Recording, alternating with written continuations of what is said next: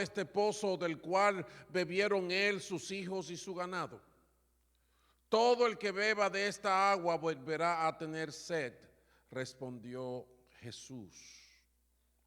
Pero el que beba del agua que yo le daré, no volverá a tener sed jamás, sino que dentro de él esa agua se convertirá en un manantial del que brotará vida eterna. Señor, dame de esa agua para que no vuelva a tener sed ni siga viniendo aquí a sacarla. Ve a llamar a tu esposo y vuelve acá, le dijo Jesús. No tengo esposo, respondió la mujer. Bien has dicho que no tienes esposo. Es cierto que has tenido 5 y el que ahora tienes no es tu esposo. En esto has dicho la verdad. Señor, me doy cuenta de que tú eres profeta. Nuestros antepasados adoraron en este monte, pero ustedes los judíos dicen que el lugar donde debemos adorar está en Jerusalén.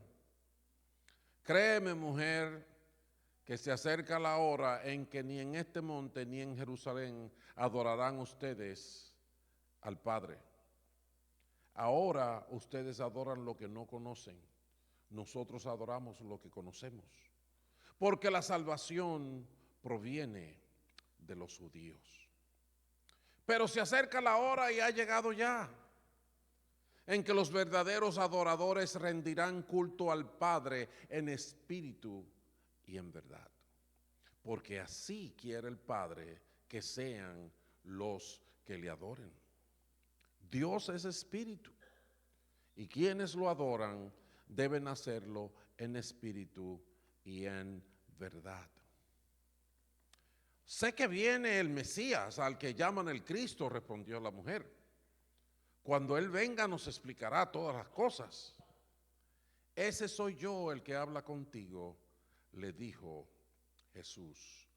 Bendito el nombre del Señor.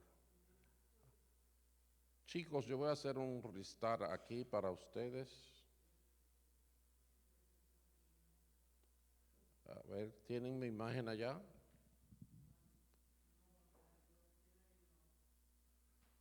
Ok. Anyways. Fíjense esta historia, que bastante larguita, de un encuentro de Jesús con una mujer de Samaria. Pero en esta, lo primero que tenemos que captar, la primera lección que queremos captar es que Jesús vino a darnos el Evangelio.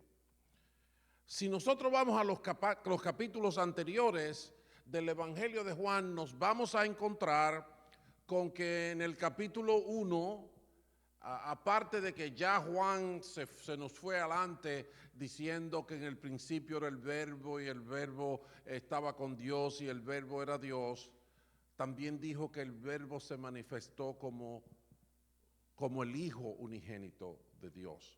Y inmediatamente Jesús comienza un proceso de reclutamiento de sus discípulos, de aquellas personas que iban a ser sus discípulos. Y luego que los reclutó, empezó a caminar con ellos. Y empezó a caminar con ellos de manera que iba por donde quiera que iba, cumpliendo con la misión que él había venido a cumplir. Ya había dicho que el cielo se iba a manifestar en la tierra, los ángeles iban a subir y bajar sobre el Hijo del Hombre.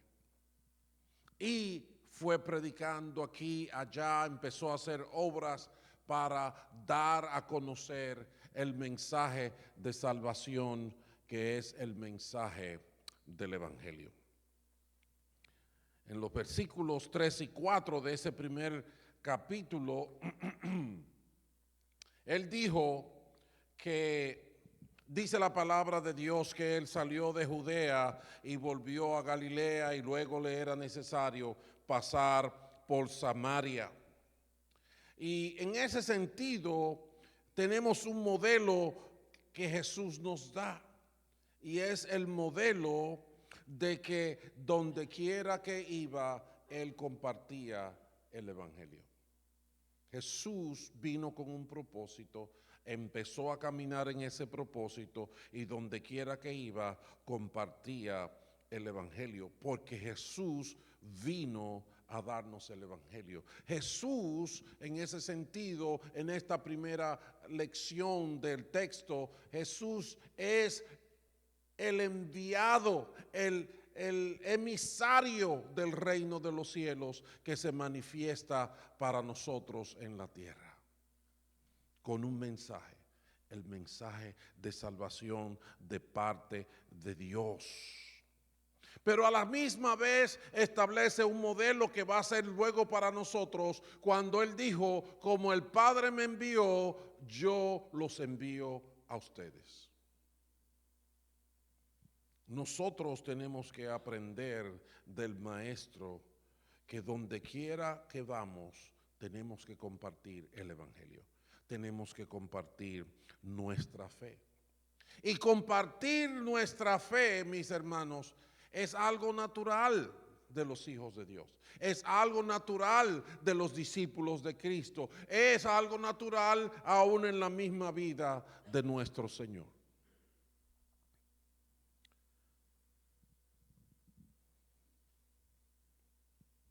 Hay un ejemplo muy bonito en la naturaleza sobre esto, y es que las abejas son unos insectos en que la conocemos principalmente por la miel que producen, pero el beneficio de las abejas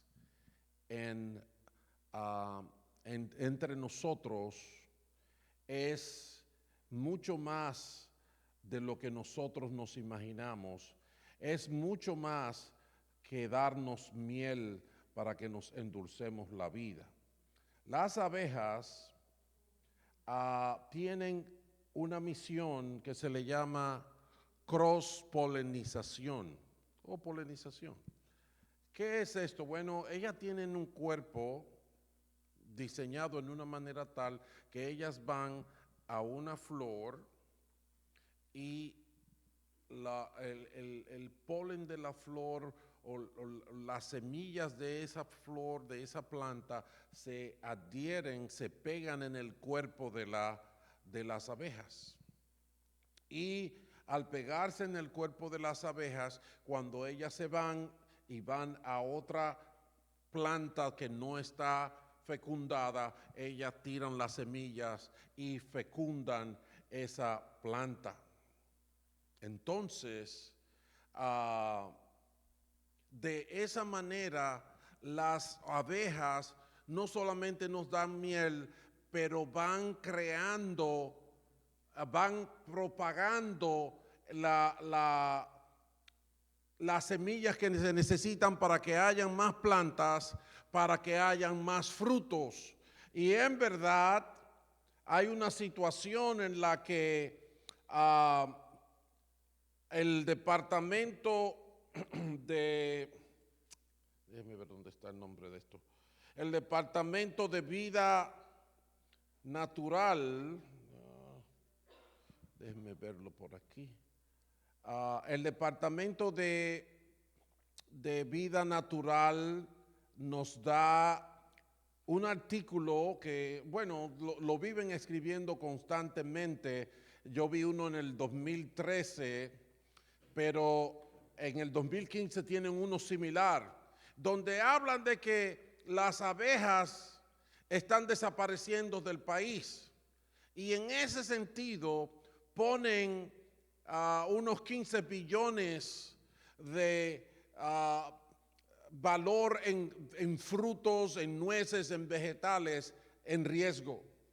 La lista de los vegetales y frutas que no crecerían sin la ayuda de las abejas es larga. Manzanas, pepinos, brócoli, cebollas, auyamas, zanahorias, aguacates, almendras y la lista sigue y sigue. Si las abejas no polinizan, nosotros perdemos todos esos rubros.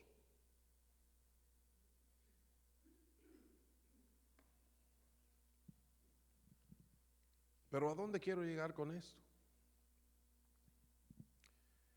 Quiero llegar con esto a que si nosotros como iglesia perdemos nuestra naturaleza, el modelo de Cristo en nosotros, asimismo el mundo va a perder frutos de salvación, frutos de gente que vengan al conocimiento de Cristo. Porque tú y yo no polinizamos, porque tú y yo no llevamos, como narra la historia de el sembrador, de la parábola del sembrador, la semilla para que la tierra dé fruto a 30, a 60 y a 100 por uno. Entonces la lección número 1, mis hermanos, es esa, es que Jesús vino a darnos el Evangelio y en ese sentido compartir nuestra fe es parte de nuestra naturaleza. Nunca supe eso hasta que empecé a congregarme en la iglesia. Pero siguiendo adelante, vamos a la lección número 2 de la historia. En nuestra historia, la lección número 2 es que la gente no comprende la importancia del mensaje del Evangelio. Nosotros vamos a compartir como Jesús compartió, pero en el mismo diálogo que Jesús tiene con la mujer samaritana, entre los versículos 7 al 14, nos damos cuenta cuán desubicada estaba ella de lo que Jesús le estaba diciendo. Ella pensaba que Jesús estaba hablando de calor, de polvo, de cubetas, de agua física, mientras que el Señor se había ido mucho más allá. Porque si se fijan en lo que el Señor le dijo, Él le dijo que si tú me la pides, yo te daría agua que salta para vida eterna.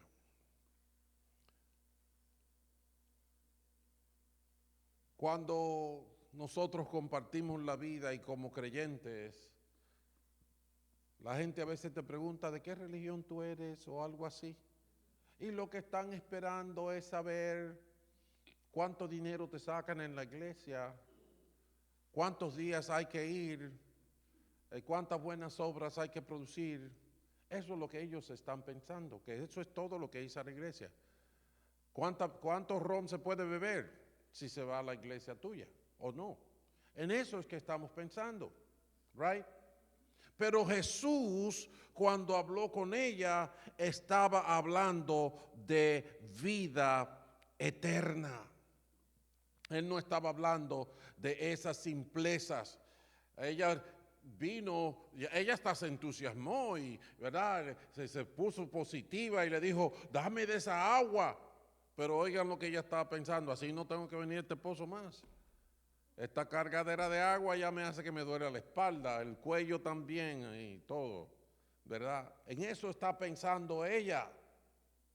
Pero Jesús está pensando algo muy diferente. Él está diciendo, ponme atención, no para que dejes de venir al pozo, sino para que puedas llegar al cielo. Es para que puedas tener vida eterna. En ese sentido, Nosotros tenemos que entender que la gente no entiende el mensaje del Evangelio y la parte principal que no entiende es que es la importancia que el Evangelio tiene en un impacto eterno. No es solamente lo que va a pasar ahora, no solamente cuántos hijos voy a tener, no solamente cuál casita voy a poder comprar. No, Jesús está diciendo, vamos a caminar para vivir con Dios eternamente y para siempre. Hay muchas lecciones en la palabra de Dios con respecto a eso. Pero la gente se equivoca principalmente en ese sentido de que no entiende que Dios nos mira, de que Dios ha estado trabajando por todos estos milenios para determinar la eternidad nuestra. Es lo que Dios está mirando. Entonces, Jesús vino a darnos el Evangelio, es el emisario del cielo y nos dio un modelo para que compartamos nuestra fe. La lección número 2 es que la gente no entiende muchas veces de qué estamos hablando. Creen que nosotros queremos que usted venga a la iglesia para que él eche la moneda en el plato de la ofrenda. Eso es lo que piensan. Para que vayamos a ayudar a los viejitos en el ¿cómo se llama? En el asilo de ancianos. Cosas buenas, pero no es esa la esencia de la vida, de acuerdo con nuestro Señor. Y la lección número 3 reafirma todo esto, porque la lección número 3 es el asunto de que la esencia de la vida es espiritual. Ustedes se dieron cuenta de que la mujer empezó a decirle, tú eres profeta, porque el Señor le dijo, busca a tu marido, y ella dijo, yo no tengo marido. Él le dijo, bueno, es verdad que tú no tienes marido, porque con el que tú estás no es tu marido, ni los 5 anteriores tampoco. Y ella dijo, wow, me agarraron. Tú eres profeta, dice ella. Entonces dijo, pues déjame responder la pregunta del millón. Tenemos un pleito, samaritanos y judíos. ¿De dónde es que se debe adorar a Dios? Porque ustedes los judíos dicen que no, que es allá abajo en Jerusalén, y nosotros decimos que aquí arriba, en Samaria. Y Jesús le dijo, mija, número 1, quienes saben de eso somos nosotros los judíos, número 1. Pero número 2, la hora viene y ha llegado en que los que adoran a Dios deben de adorarlo en espíritu y en verdad. Hay una realidad espiritual. Esto no depende de un edificio que está al norte ni que está al sur. Dios es espíritu y quienes lo adoran deben hacerlo en espíritu y en verdad. Nosotros tenemos que entender eso, que la felicidad en la vida no es de cuántas posesiones tenemos.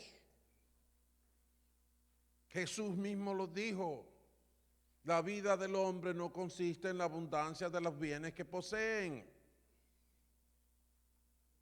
Nosotros dependemos de nuestra relación con Dios. Fuimos creados para tener una relación con Dios, pero Dios es espíritu. Nuestra relación con Dios es espiritual, aunque se manifieste en lo físico. Pero Dios es espíritu. Tenemos que entrar en la dimensión de Dios. ¿Y sabes qué? Si no entramos en la dimensión espiritual, que no es simplemente que si el pastor estudió, que si hay piano en la iglesia, que si hay aire acondicionado, que no, si no podemos irnos más allá de eso, y entrar a lo que se llama la realidad espiritual, ¿saben una cosa que se va a perder seriamente? es la adoración. No va a haber adoración. Si Dios, el Espíritu de Dios, si Dios, el Padre eterno, no podemos identificarlo y no podemos relacionarnos con Él espiritualmente, no va a haber adoración. Puede haber relación social, podemos ser una entidad social de la comunidad, pero no vamos a ser iglesia de Dios formados por hijos de Dios, los hijos e hijas de Dios. Adorar va a ser un fenómeno religioso, no una experiencia divina. Tenemos que entender eso, tenemos que entrar a la dimensión espiritual.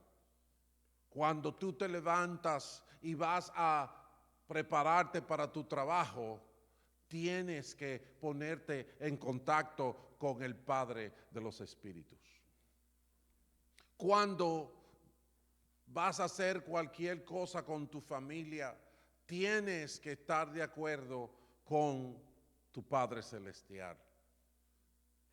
Cuando vienes para la iglesia y si vas a hacer cualquier cosa de la que se hacen en la iglesia, hasta bregar con la computadora famosa esa, tenemos que hacerlo por el principio de mi relación con mi Padre Celestial. Dios es espíritu. Cada vez que yo me siento frente a la computadorita esta, me tengo que olvidar del vidrio, del aluminio, del cobre, del plástico que hay ahí delante de mí, cerrar mis ojos y hablar con mi Padre que está en los cielos.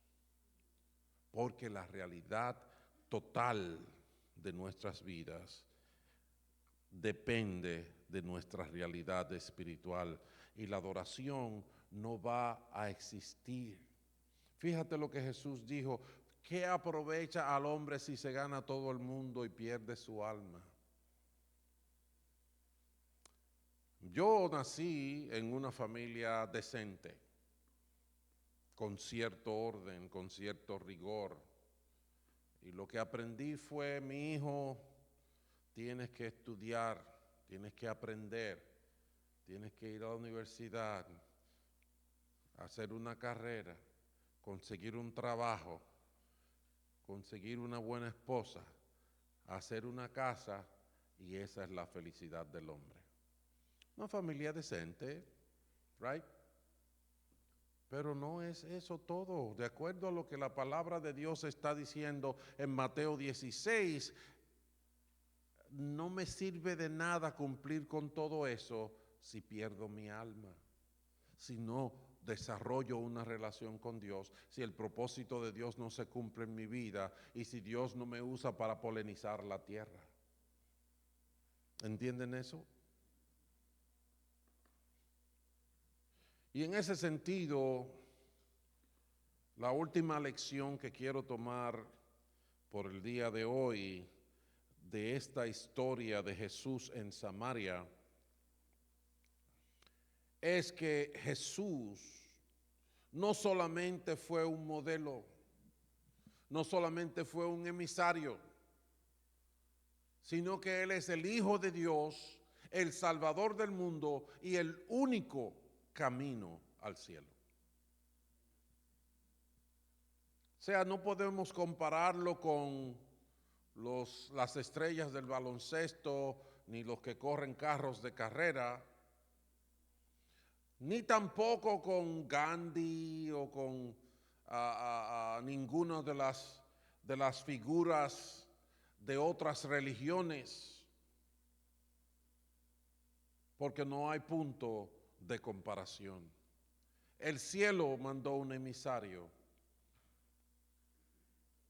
Jesús, el Cordero de Dios que quita el pecado del mundo, el Salvador, el admirable, el consejero, el Dios fuerte, el príncipe de paz, el nacido de la semilla de la mujer.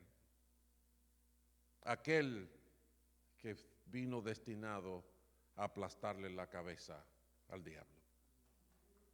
Es Jesús. No hay otro. En la historia de la iglesia aparecen gente que empiezan a hacerle culto a los ángeles.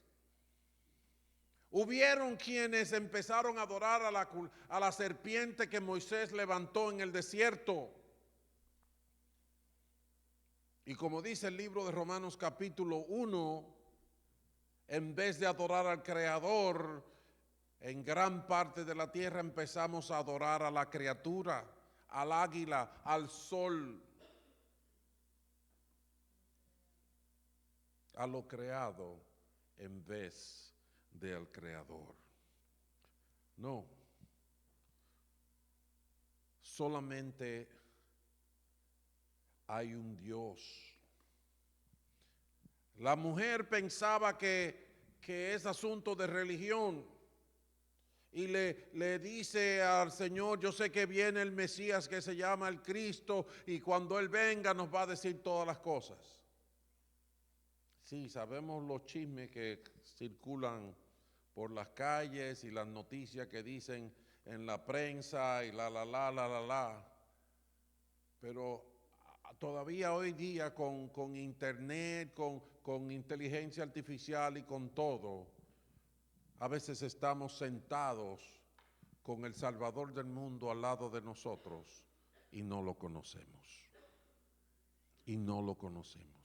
Esta mujer está hablando con él y le dice esto y lo otro. Wow, pero tú parece que sabes. Y no sabía que ella conversaba con el autor de la vida. Aquel por el que todo fue hecho, dice el libro de Juan, el Evangelio de Juan capítulo 1, y que sin él nada de lo que ha sido hecho fue hecho. Ahí estaba al lado de ella y al mundo le está pasando eso. Cuando usted va a Hechos capítulo 17, usted va a ver cómo el apóstol Pablo le dice a la gente de Atenas, que eran la gente más filósofa y religiosa que había en la tierra, que tenían más dioses, la colección de dioses más grande, tuvo que decirles: Dios no es imagen de oro, ni de bronce, ni de madera. Dios lo creó todo. Y si nosotros somos su descendencia, ¿cómo nosotros vamos a comparar a Dios con un palo o con un pedazo de metal? Cuando ni nosotros mismos podemos compararnos, ni con nosotros se puede comparar esas cosas. Somos gente, somos almas vivientes, amamos, tenemos pasión por la justicia, entendemos, creamos, formamos, administramos, cosa que no hace un palo ni un pedazo de hierro. Y les dijo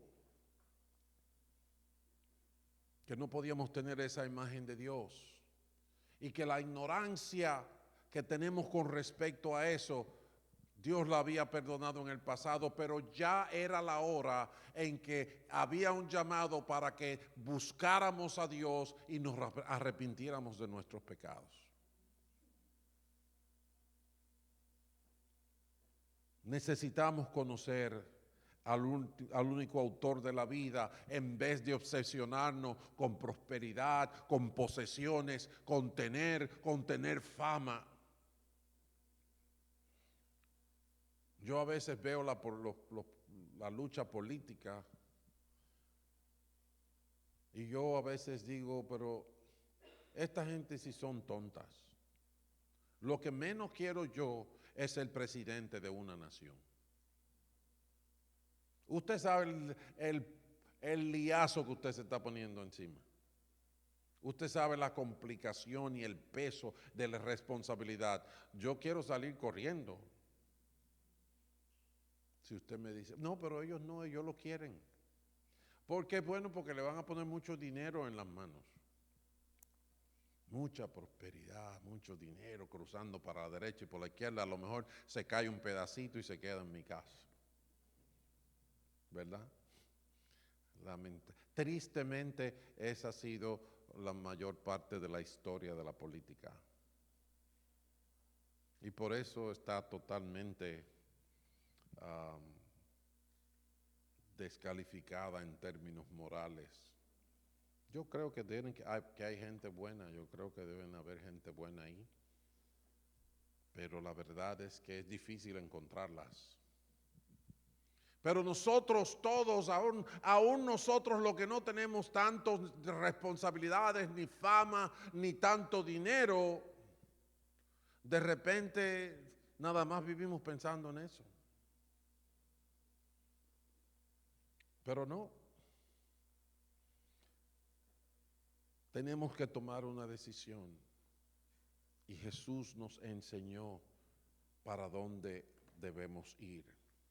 Él dijo, yo soy el camino, la verdad y la vida. Nadie llega al Padre sino por mí. Esto no es asunto de que por donde quiera se llega a Roma. Bueno, el que dijo eso, que lo demuestre. El que dijo eso, que lo haga veraz. Y además, si usted quiere llegar a Roma, nada más tiene que coger un avión. Pero en Roma no está el cielo. En Roma no está el trono de Dios. En Roma no está la salvación de la humanidad. Yo soy el camino, dijo Jesús. Nadie viene al Padre si no es por... Pero ¿y por qué tiene que ser así? Es como el chiste común ese de que la gente se está ahogando y uno le tira un tubo, un salvavidas de esos blancos y dice, no, yo quiero un salvavidas negro, quítame eso de ahí. No, pero que le manda un bote, pero que el bote no es un yate de 800 metros cuadrados y dice, no, yo no quiero ese bote, Dios tiene que venir a buscarme él mismo. Yo soy el camino. No hay discusión. No hay discusión. Yo no puedo inventar otra cosa porque hay un solo Dios y un solo mediador entre Dios y los hombres, Jesucristo hombre.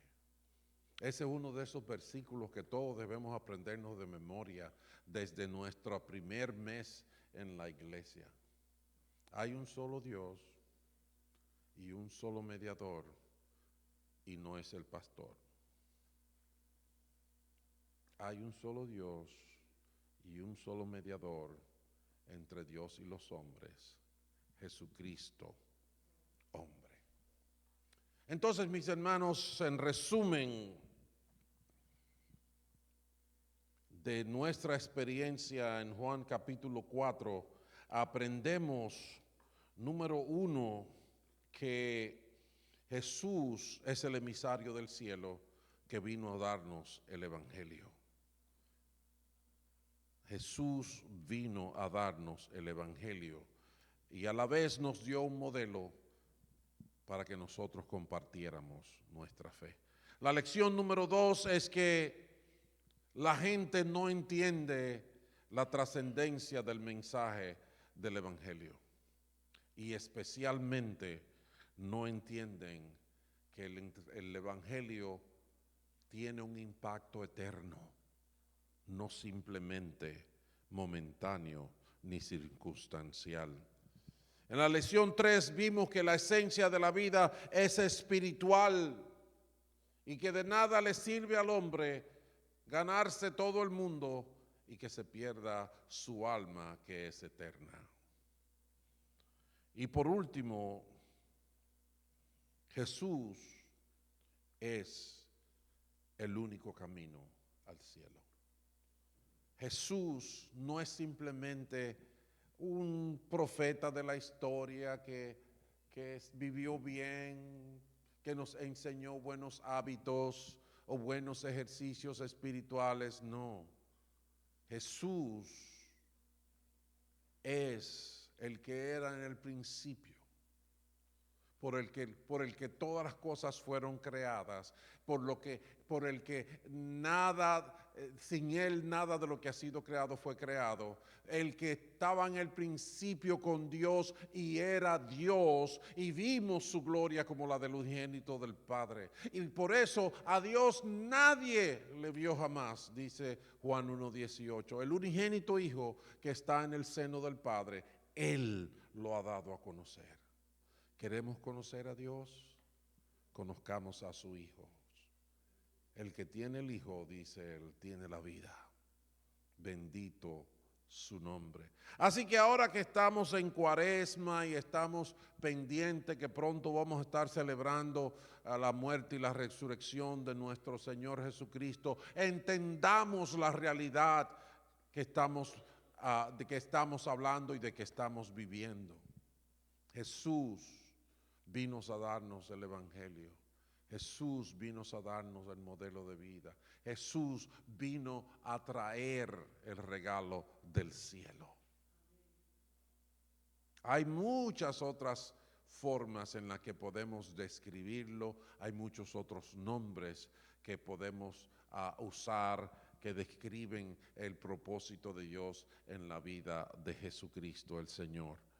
En los días por venir tendremos algunos de esos. Mientras tanto, Jesús dice, si tienes sed, pídeme del agua que yo tengo y te voy a dar agua que salta para vida eterna. El que bebe de esta agua, dice el Señor, no tendrá sed jamás. Le voy a pedir que bajen sus rostros ahí donde están y piensen, ¿cuánto conozco a Jesús? ¿Cuánto de esa agua estoy bebiendo? ¿Cuán consciente de mi realidad espiritual estoy? ¿Cuán claro tengo que Jesús es el camino de mi salvación? Si tienes duda en algunas de estas preguntas, pero no tienes dudas en que quieres vivir con Dios, en que quieres ser un hijo o una hija de Dios, en que quieres participar de la vida eterna que Él te promete, yo te invito a que hoy te presentes delante de Dios conmigo y le entregues tu corazón. Y le pidamos su ayuda y le pidamos que se manifieste a nuestras vidas. Así que ahí donde tú estás, si estás de acuerdo, eso es lo que se llama arrepentimiento, eso es lo que se llama a entregar nuestras vidas al Señor, eso es lo que se llama convertirse. Si quieres tener un encuentro personal con el Señor, ora conmigo. Repite esta oración, pero dísela al Señor si tú estás de acuerdo con lo que dice la oración. Te invito a que hagas esta oración conmigo. Dile, Padre del cielo, te necesito. Díselo. Te deseo. Dile, Padre, quiero la salvación que me das en Cristo Jesús. Quiero la vida espiritual. Quiero conocerte. Quiero adorarte en espíritu y en verdad. Aún en lo que no entiendo hoy, quiero agradarte, Señor. Así que te pido que perdones mis pecados. Perdóname, Señor. Y dame del agua viva que Jesús vino a traer. Dame una nueva vida. Dame tu Espíritu Santo. Quiero que vivas conmigo. Te lo ruego. Y ayúdame a caminar de hoy en adelante en comunión contigo. Ayúdame aún a compartir mi fe con otros, especialmente con aquellos que amo tanto. Te doy gracias, Padre Santo. Gracias por Jesús y gracias por tu salvación. Y todo esto te lo pido en el nombre de Jesucristo. Amén y amén. Yo quiero orar por aquellos que hicieron este compromiso con Dios. Yo quiero orar para bendecir ese